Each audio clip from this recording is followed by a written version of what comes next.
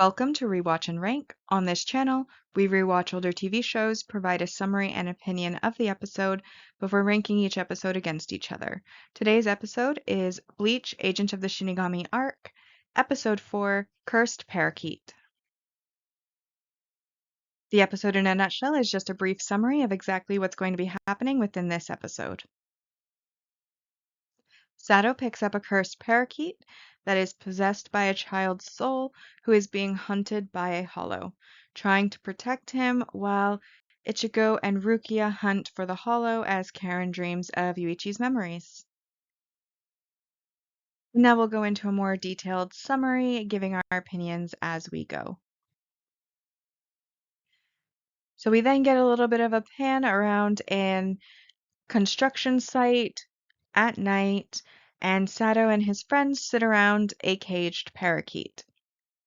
One of his friends tell him about how all of the previous owners have had bad things happen to them and that they blame the bird before asking if either of them want the bird. His other friend declines, but he looks at the parakeet that then starts shrieking as a steel beam starts to slip from above. Obviously, we get our introduction to the episode's namesake, the cursed parakeet. And while I don't think, well, it is, I don't think that three teenagers are going to have permission to be on a construction site that is not being used at night when they do not work for the construction company. So this obviously is some poor behavior and messaging, as breaking and entering is criminal. Whether you get caught or not, it is a criminal behavior, so not necessarily happy that that's in there, or even why they would be there looking at a bird instead of like one of their houses or, maybe a park, something that actually is a public space. I feel like there could have been a better choice for this meeting than them breaking and entering into a construction site, especially as Sato does become one of our main characters going forward. And this isn't the greatest look, shall we say, for his introduction. We then move into our aesthetic Huecto Mundo, and that atmospheric landscape is shown once again of the dark blue rocks jutting out of the white sand, while some nice black oozy shadows kind of bleed from all of the rocks. And there is a hollow there, and he's talking about devouring souls to fill the emptiness of their existence and to survive. That a Shinigami's soul is particularly good, as once you taste it, you'll always crave it again. Then, the parakeet in a cage flashes up on the screen against a red background. A little bit of a snippet. I like the Huectomundo landscape, and obviously the hollow is there eulogizing about his way of life and the flavor of a Shinigami and how much he enjoys it. And it's just like a nice little snippet that kind of gives you the hollow's perspective on like what they do. The eating of souls. We then return to Sato, who has protected his friends and the parakeet by catching the beam on his head, saying that he's fine, even as some blood starts dripping down his face. The parakeet introduces itself and names itself Yuichi Shibata, thanks Sato, and then asks for his name in return.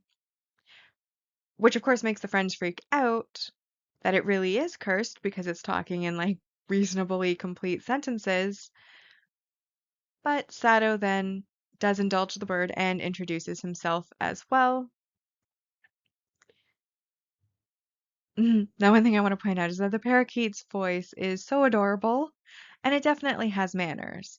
I mean, the friends didn't even thank Sato for saving them from the steel beam with his head, but the bird did. The bird was like, "Thank you for saving me. Here's my name. Can I ask for yours?"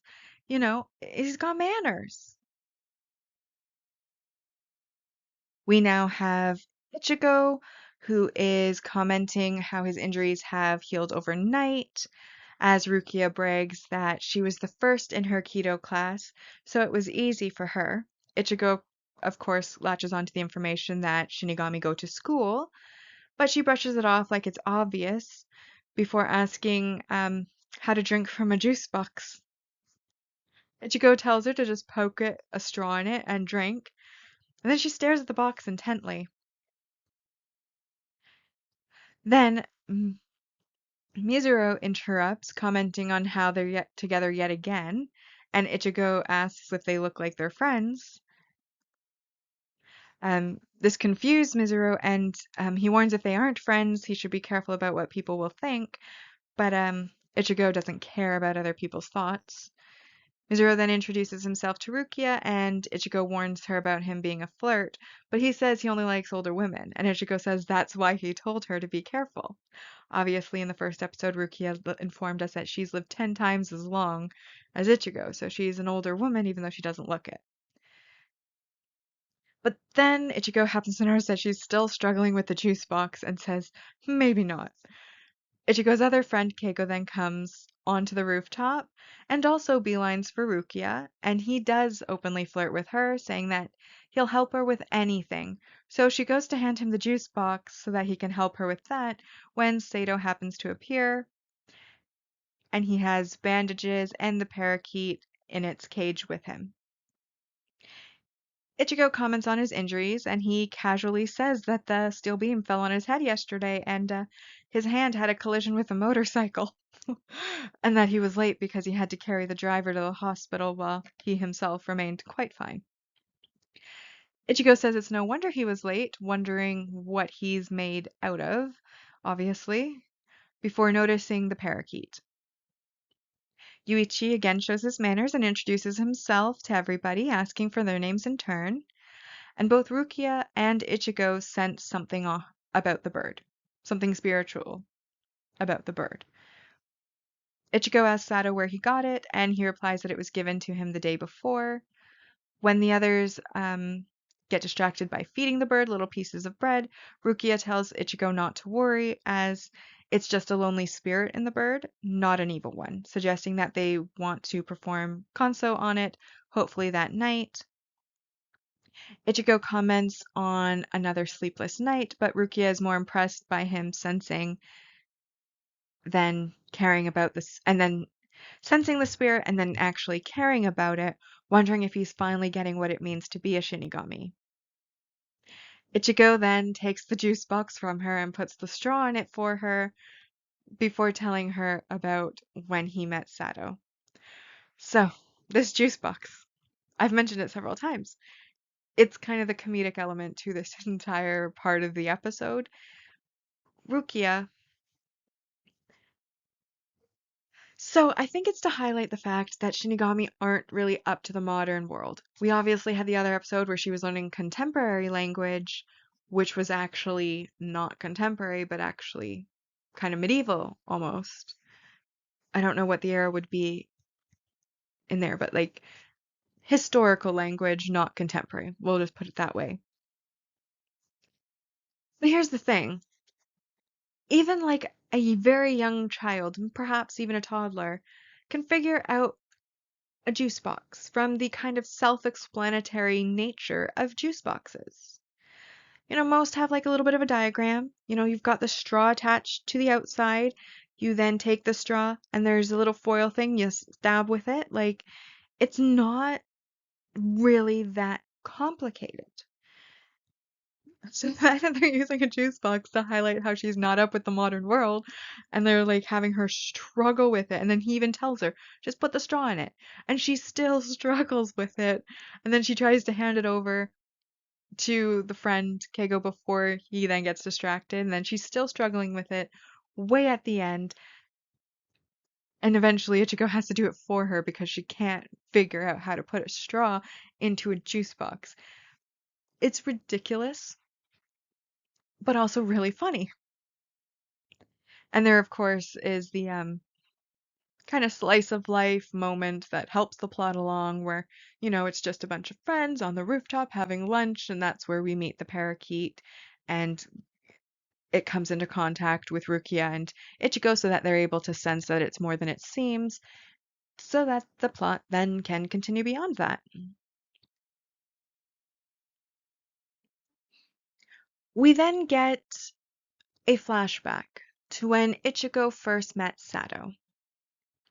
Ichigo was surrounded by a group of delinquents who were offended by his orange hair color, and he fought them off pretty well, but eventually he is held by two of them so that a third is able to hit him with a brick. But luckily, before he is hit, Sato manages to stop the delinquent with the brick from hitting him.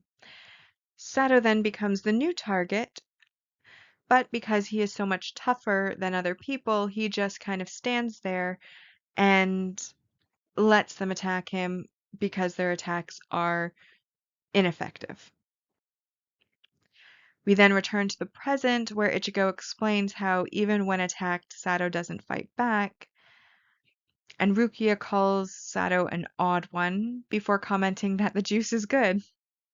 So, little callback to that juice box that we enjoyed the comedy of, and I'm glad that she, after all that effort, does in fact like juice boxes.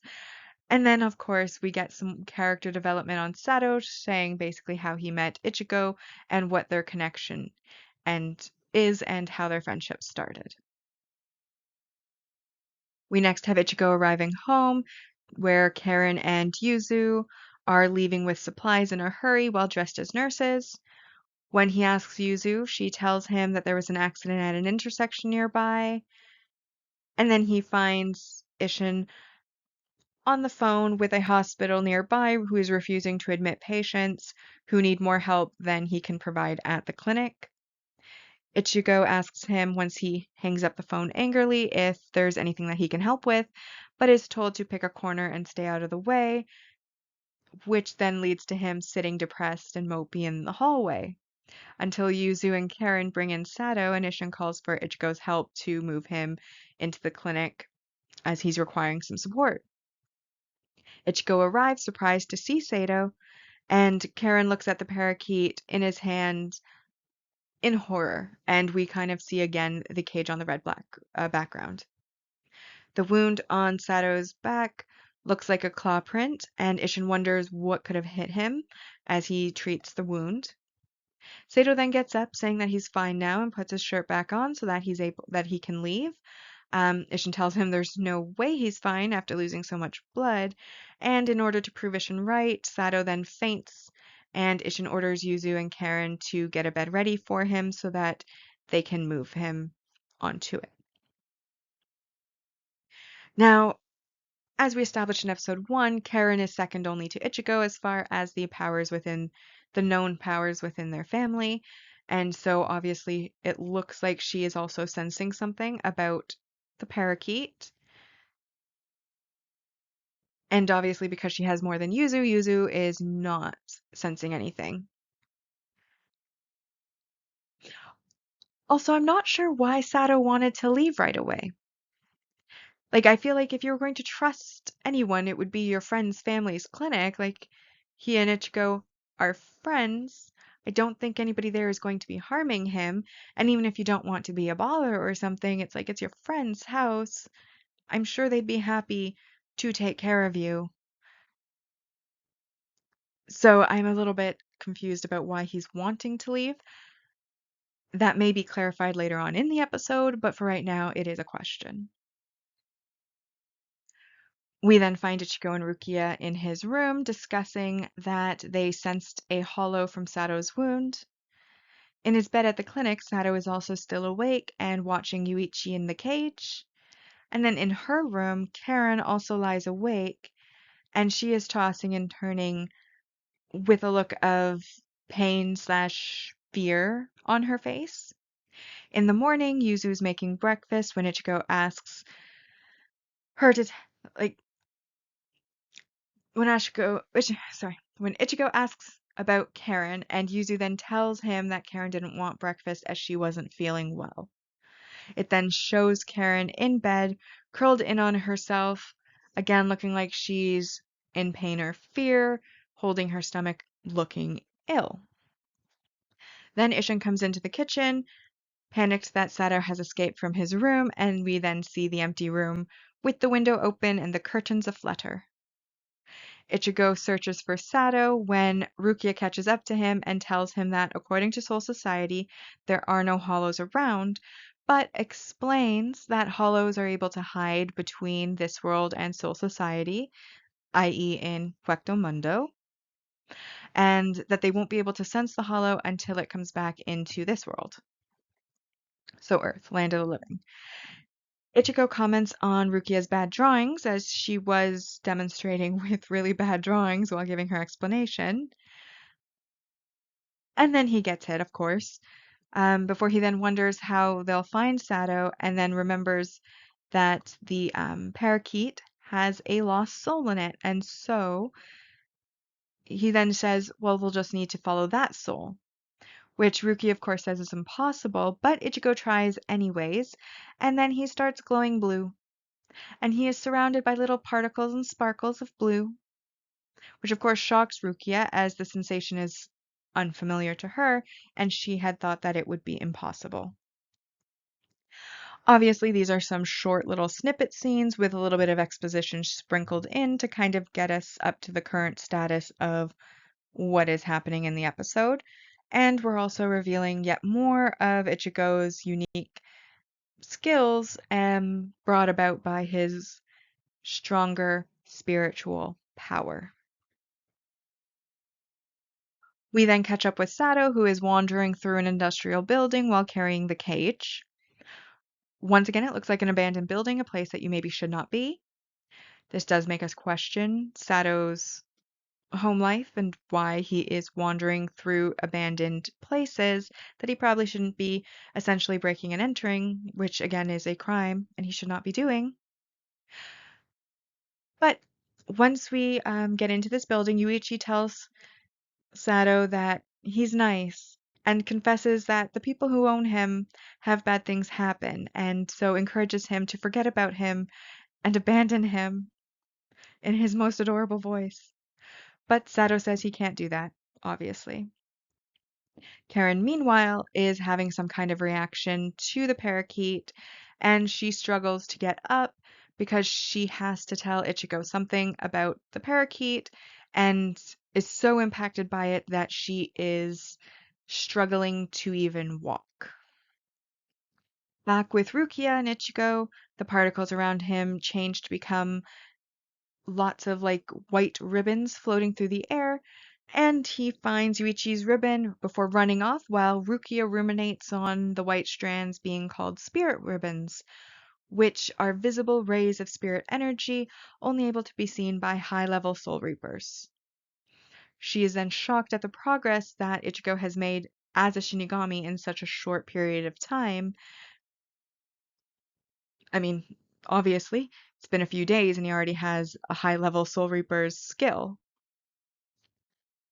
Back with Sato, Yuichi says that he doesn't have to do this anymore, but Sato says that being durable is his only redeeming quality, which is so sad. And he says this just as an invisible presence breaks through the roof, and Sato dodges it just in time before running away. Ichigo and Rukia see Sato, who is running on the street, but when he comes and sees them, he then runs the other way. And before he is able to chase him, this is when Karen shows up, having found Ichigo. Rukia tells him to take Karen home as she's clearly in distress and weakened, and gives the reason being that he's going to be distracted fighting the Hollow if he doesn't help Karen first. So she's going to go after Sato in the meantime, as she has regained some minimal powers. Ichigo warns her that she doesn't have enough of her powers back to fight a Hollow, and she promises that she's not going to take any chances. While he's carrying Once they've separated, while Ichigo is carrying home Karen, she reveals that she's formed a spiritual bond to Yuichi and the previous night had dreamed of his memories overnight while sleeping. She believes that she formed this connection because they are close in age, and she tells him that the strongest memory Yuichi has is of his mother dying in front of him, and so she begs Ichigo to save him. Again, we have kind of a series of back and forth snippet scenes, and this is basically us playing. This collection is us playing chase. Everybody is chasing everybody, and we're moving the plot around in that way. Also, we finally get to know what's up with Karen, what happened to her, and what she reveals happened to her is the saddest thing. We learn about Yuichi's past. Like, obviously, he can't tell us because he's a parakeet. Well, he could. He speaks very well. But obviously, we're learning about his past, how, like, the strongest memory he had before he died was his mother dying in front of him. And how likely do you want to bet that he followed shortly after, given that he is now a child soul close in age with Karen, who is possessing a parakeet? It's not nice to think about, but I feel like that's the implication that they're getting to with that little bit of backstory. Additional, the parakeet's voice. It is the cutest thing that has ever existed, and it is so horrible to have a voice that cute talking about how they should be like abandoned, forget about me, bad things happen to those who spend time with me. It's it pulls on your heartstrings because he just sounds so cute. It's adorable. And then of course there's Sato who obviously has some self-esteem issues because he says his only redeeming quality is his durability. And as rewatchers, we know the future. We know that's not true. But all around, it's very sad. It's a sad scene. It's a sad snippet of scenes. It's fun that they're playing chase, but all the information revealed while doing so is very sad information. Meanwhile, we now catch back up with Rukia, who is unable to catch up with Sato due to the limitations of her Gigai form, which only has the capabilities of a typical human. As she starts running, out of breath because her Gigai is not in shape, a voice comments on her nice smell, and the hollow appears before her, telling her to let him devour her soul before he starts attacking. She, of course, dodges the first attack, and while the hollow rambles about, her smell and everything like that, she attacks using destruction spell 33, Soketsui, but it doesn't have any effect at all. Sato, of course, hears the sound of the spell, and Yuichi tells him that Rukia is being attacked by the one who's after them. Sato then puts the cage down and says that he's going to go back to help her, but Yuichi warns him against it, saying that it's too dangerous. Sato, unfortunately and adorably, misunderstands what Yuichi is saying, and so he moves him from the road where he'd put him down up onto a wall just in case a car may come to make sure that he doesn't get hit by anything before running off. And even though Yuichi tries to clarify that he meant that it was too dangerous for Sato, because Sato can't see ghosts and will be hurt, Sato's already run off. He doesn't hear him. Then we get back to where Rukia's fight is ongoing, and we learn, of course, that her powers weren't enough for the spell of that level yet, and therefore it not only fails, but also outs her as a Shinigami to the Hollow. And the Hollow says that it has already eaten two Shinigami that have tried to save Yuichi in the past. She then asks it why he's after Yuichi specifically, and he says he'll tell her if she doesn't resist getting eaten.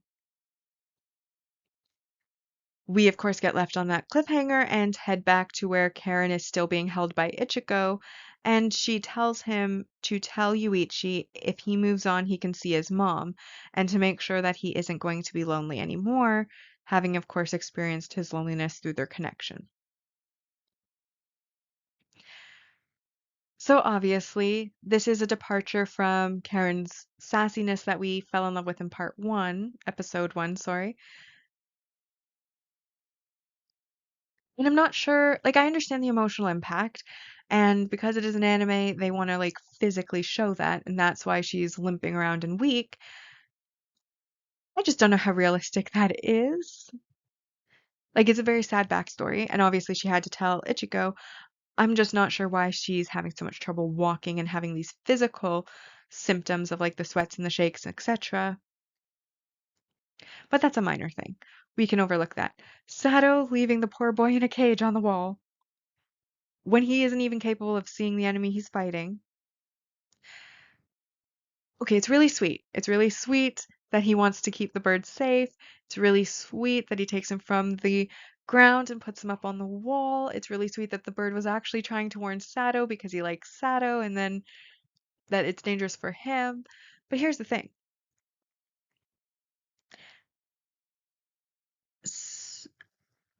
For all he knows, the hollow is making its way past Rukia in order to get to the bird, as they've been running from it now for some time, it appears. At least since the previous night. Sato obviously knows something invisible is after him. He's been running away from this hollow. He's going now to help Rukia. He's left the bird behind. If the bird is the target all along, if poor little Yuichi was the target all along, he cannot see the enemy. He cannot see if the enemy goes back, and now he's kind of left the bird as a sitting duck undefended, and that is not great, but also his motivation is good because he wants to go and help Rukia, who is currently embattled with it. And obviously he can hear the sounds of that. But I just think it's a bit of an oversight to not consider the possibility that the hollow may be getting past Rukia to still come after the bird, and now he's leaving it and will not be able to protect it. But at the same time, if you know it's after the bird and you're thinking that you're going to go and save Rukia and face the hollow, then it is good that the bird is out of the way so that he can't be hurt in the crossfire, etc. So there's multiple different perspectives you can take, but still just a little bit of an oversight. And then I do wonder, since they've brought it up themselves, how many Shinigami actually do get eaten by hollows? And if one's already eaten two, is this not something that like Soul Society would be aware of, that there is a hollow in this area eating Shinigami? Is that what happened to the person who was there, whatever Shinigami was assigned there before Rukia arrived? They don't really answer these questions, but they do bring up some questions. I also wonder how high of a turnover rate that they have. Like, how common is it? Is it something that they just kind of dismiss casually as, oh yeah, sometimes they get eaten? Or is it like, this is a shocking revelation and is sending up alarm bells? It doesn't really, like, Rukia doesn't really have a reaction that would help me to gauge whether, like, how common this is, like, of an occurrence this is for Shinigami. But like I said, brings up a few questions, and this, of course, is our last scenes of this episode, and we again are left on a cliffhanger um, with Karen and Ichigo. So now we come to the part of the video where we are ranking the episode against the others. As usual, there are two lists, a mostly objective list, and you know by now why it's mostly objective, and the personal ranking list. So now we're going to get into our mostly objective rank values. So to start with the positives, obviously we have some multi-arc main character development. We're learning a bit more about Sato's backstory, his nature as a person, how he met Ichigo, and that of course is worth 4 points. We also have some more world building where we learn that the Hollows hide behind worlds in Huectamundo. We learn that they can eat Shinigami as well. We learn that some lost souls are able to possess animals in order to feel less lonely, which we had not known ghosts could do possessions before, as we had only seen the holes running around with their leg chains cut off. So that again is another 4 points. However, there is a couple of negatives. That only brings us to 8, and there are still a couple of negatives. So this is not going to be a 10 out of 10 episode, our first one in this series. So first off, there's obviously the fact that it was kind of just a setup episode. Tons of scenes were just little snippets that were leading us through chasing, through setting up what's going to actually be the battles in the future. Either next episode, maybe it'll go further than that, but at least one more episode for certain where we're being set up for. Sometimes setups can be a little bit boring because it's mostly, like in this case, chase and exposition. And that was the extent of most of what happened in this episode. Not the most entertaining. Oh, well, it was entertaining in other ways. They added in some things, but setup episodes is only a -1. But I do think, like I said, they're a little bit more boring than regular episodes in some cases. to set up for real action going forward. And then obviously there was the poor messaging and behavior. Negative messaging or behaviors were, of course, breaking into a construction site at night where they should not have been, where he got injured by a steel beam. We also then had him roaming through abandoned factory buildings, which again, usually you're not supposed to be there. And that again is trespassing. These are criminal behaviors. This character we already know is not a terrible person, but these are not the types of behaviors that we're wanting to encourage. So that is a -2 points, which brings us to an objective score of 5 out of 10 for this episode. So with this, our mostly objective ranking list is obviously still in episode order. We have The Day I Became a Shinigami in first, Shinigami's Work, Older Brother's Wish, Younger Sister's Wish, and Cursed Parakeet 1, 2, 3, 4. On the personal side, we're still a little bit mixed up. So, why did I rank this episode the way I'm going to? Obviously, I really enjoyed the comedic slice of life first half with the juice box saga. It was amazing. I obviously love the parakeet's little voice. It is so cute. I like the manners of the parakeet. The parakeet is currently my favorite character of this episode, to be honest. But the game of chase, it was there to give us some, exposition, a little bit of knowledge, set up things, but it's average. It's kind of boring. So that second half, meh, is kind of the feeling I got. And I did have the affection for the cuteness, obviously, but like they revealed this like big sad backstory for Yuichi. And I do feel bad in a distant sense, but not in a I would have cried or I really had a huge emotional response to it sort of way. Kind of like an acknowledgement of just in general, that is a very sad thing. But it is not like a I personally am going to be bawling my eyes out over it or anything like that, at least at this stage. And so I felt like it didn't really have the impact that I think that they were probably going for in that. But there are positives. So I personally put this episode as a 6 out of 10. So on the personal ranking side, we currently have it set with the Shinigami's Work in first place, the older brother's wish, the younger sister's wish in second place, Cursed Parakeet in third, and then in fourth, The Day I Became a Shinigami. Now for our series ranking so far. So in the series ranking, we're ranking the arcs against each other, and how we determine how good an arc is using the scores that we give in the rankings. So out of 20 episodes, it's a maximum score of 200.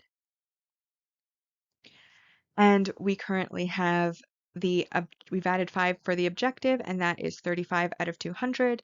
And we've now added 6 under the personal ranking for a total of 26 out of 200. Once we finish the series, we'll of course know the percent, so once we finish the arc, we'll find out where it ranks percentage-wise. And then once we're done the series, we'll then know which arcs have the higher percentage and are therefore better, and which ones maybe you want to pass on. And with that, we have now rewatched and ranked Bleach, Agent of the Shinigami, Arc, Episode 4, Cursed Parakeet. Like and subscribe if you'd like to, and I'll see you in the next episode.